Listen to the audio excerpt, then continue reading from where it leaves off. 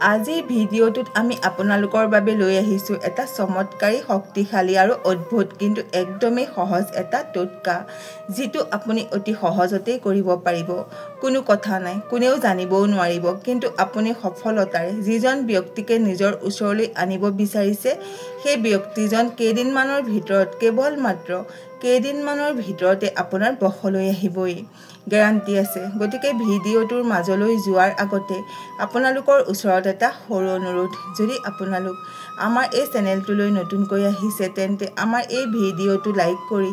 আন 10 জনে উপকৃত হ'ব পৰাকৈ ভিডিঅ'টো শ্বেয়াৰ কৰি দিয়ে যেন আৰু যদি আপুনি প্ৰভু শ্ৰীৰামৰ প্ৰিয় ভক্ত হয় তেন্তে কমেন্ট বক্সত জয় শ্ৰীৰাম বা জয় হনুমান বুলি লিখি দিবলৈ পাহৰি নাযাব তেন্তে আহক ভিডিঅ'টো আৰম্ভ কৰোঁ প্ৰিয় বন্ধু বান্ধৱীসকল একেবাৰে সহজ টোটকা হয় এতিয়া আপুনি কি কৰিব লাগিব আপুনি ল'ব লাগিব দুটা তুলসীৰ পাত দুটা যাতে কোনো ধৰণৰ চিঙা ফটা বা ফুটা থকা নহয় পৰিষ্কাৰ দুটা তুলসীৰ পাত লৈ ল'ব দুটা পৰিষ্কাৰ তুলসীৰ পাত লৈ ভালদৰে সাফা পানীৰে ধুই আপুনি নিজৰ লগত ৰাখিব তাৰ পিছত ল'ব লাগিব যিজন ব্যক্তিক আপুনি বশ কৰিব বিচাৰিছে সেই ব্যক্তিজনৰ ভৰি তলৰ মাটি ভালদৰে মনত ৰাখিব যে সিমেন্টৰ ৰাস্তা বা পকা ৰাস্তাই হওক তাত যদি থিয় হৈ আপুনি সেই ব্যক্তিজনৰ লগত কথা পাতি আছে আৰু সেই ব্যক্তিজন গুচি যোৱাৰ পিছত আপুনি তেওঁৰ ভৰি তলৰ পৰা যিখিনি মাটি তুলি আনিব সেইখিনি মাটি কিন্তু মাটি নহয় সেইখিনি ধূলা দিও বশীকৰণ কৰিব পৰা যায় কিন্তু কিদৰে ধূলাৰে বশীকৰণ কৰিব পৰা যায় সেইটো আমি অন্য এটা ভিডিঅ'ত জনাম কিন্তু এই ভিডিঅ'টোত আমি যি বস্তুটোৰ কথা কৈছো সেইটো হৈছে মাটি যেহেতু আমি মাটিৰ কথা কৈছো মানে যিকোনো এটা গ্ৰাউণ্ডত থিয় হৈ যেতিয়া এজন ব্যক্তিৰ সৈতে আপুনি কথা পাতি আছে ভালদৰে চাব যে য'ত তেওঁ থিয় হৈ থাকিব তেওঁৰ ভৰিখন য'ত পৰিব মানে ভৰিখন মাটিৰ যি অংশত পৰি থাকিব আৰু যেতিয়া সেই ব্যক্তিজন তাৰ পৰা গুচি যাব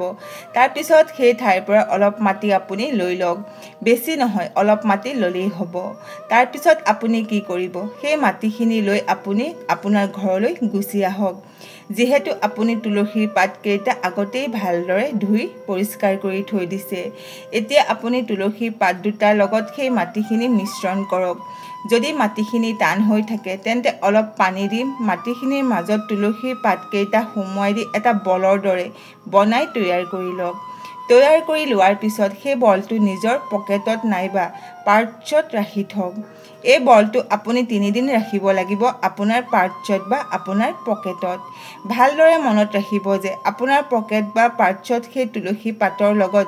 যি মাটিখিনি মিশ্ৰণ কৰিছে সেইটোক 3 দিন ৰাখিব লাগিব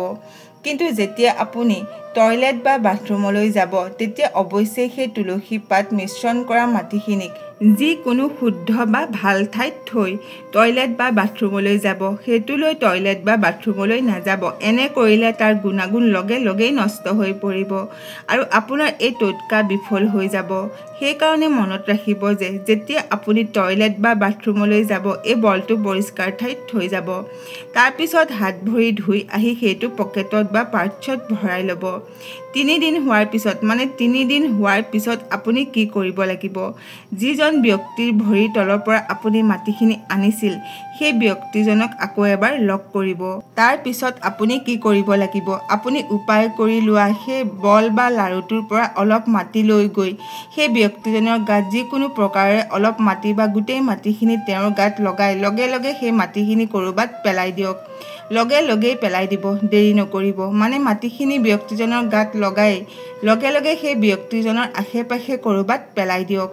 আপুনি চমৎকাৰ দেখিবলৈ পাব কেইদিনমানৰ ভিতৰতে সেই ব্যক্তিজনৰ আচৰণত আপুনি পৰিৱৰ্তন দেখিবলৈ পাব ধৰি লওক আপুনি সেই ব্যক্তিজনক প্ৰপ'জ কৰিছিল বহু দিনৰ আগতে প্ৰেমৰ প্ৰস্তাৱ জনাইছিল তেওঁ আপোনাৰ প্ৰেমৰ প্ৰস্তাৱ নাকচ কৰিছে বা আপোনাৰ সৈতে তেওঁৰ বন্ধুত্বপূৰ্ণ এক সম্বন্ধ আছে আপুনি দেখিছে যে তেওঁক প্ৰেমৰ সম্পৰ্কত কোনো ধৰণে আপুনি আবদ্ধ কৰিব পৰা নাই কিন্তু এই উপায়টো কৰাৰ পিছত কেইদিনমানৰ ভিতৰতে আপুনি দেখিবলৈ পাব যে সেই ব্যক্তিজনে আপোনাৰ সৈতে প্ৰেমৰ সম্পৰ্কত আবদ্ধ হ'ব বিচাৰিব। মানে এই উপায়টো কৰাৰ লগে লগে সেই ব্যক্তিজন আপোনাৰ প্ৰেমত পৰিবলৈ আৰম্ভ কৰি দিছে। আপুনি দেখিব যে সেই ব্যক্তিজন আপোনাৰ প্ৰতি আকৰ্ষিত হৈছে। আপুনি সম্পূৰ্ণৰূপে বুজিব পাৰিব সেই ব্যক্তিজন আপোনাৰ লগত কথা পাতিবৰ কাৰণে আপোনাক লগ কৰিবলৈ মানে বেছিভাগ সময় আপোনাৰ সৈতে কটাবলৈ চেষ্টা কৰিছে। আপোনাক নেদেখাকৈ থাকিব পৰা নাই, আপোনাৰ প্ৰেমত ব্যাকুল হৈ পৰিছে। কিন্তু আপোনালোকক এটা কথা সাৱধান কৰি দিওঁ যে আপুনি কেতিয়াও এই উপায়টো ব্যৱহাৰ কৰি দুঃপ্ৰয়োগ নকৰিব। মানে এই উপায়টো আপুনি কোনো ধৰণৰ অপব্যৱহাৰ নকৰিব।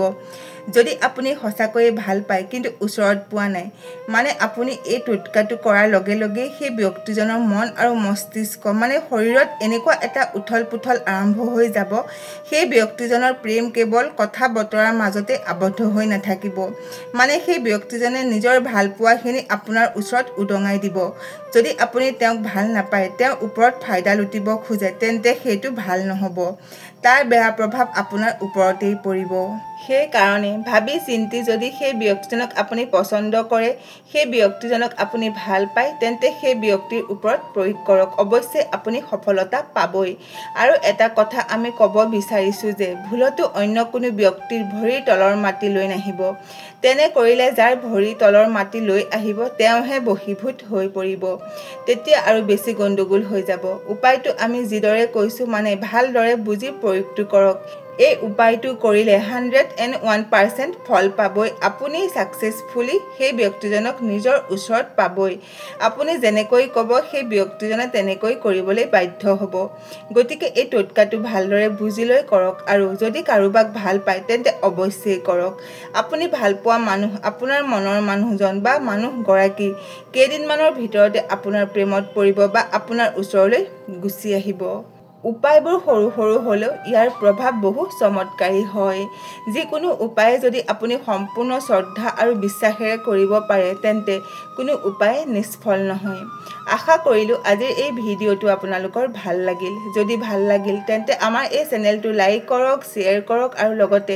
আমাৰ এই চেনেলটো ছাবস্ক্ৰাইব কৰি দিয়ক। আজিলৈ ইমানেই। শুনি থাকক জ্ঞানৰ গংগা।